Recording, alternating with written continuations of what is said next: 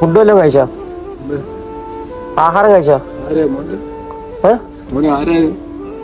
ഞാന് ഒരു മോന്റെ പ്രായമുള്ള ഒരാളാണ്. ആഹാരം വാങ്ങിച്ച് കഴിക്കണം കേട്ടോ. പ്രാർത്ഥിക്കണം എനിക്ക്. എന്റെ പേര് ആഷിഖ്. അല്ലേ? നിങ്ങളെന്താ ഇവിടെ കിടക്കുന്നുണ്ടോ? കാര്യം എന്താ?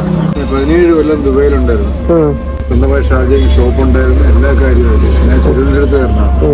പിന്നെ സിനിമ GK പുള്ളി അറിയാം, മരിച്ചുപോയി. ഇങ്ങനെ മൂത്ത ഇഷ്ടം പറയട്ടെ കാര്യം എല്ലാം നമുക്ക് ആരുമില്ല.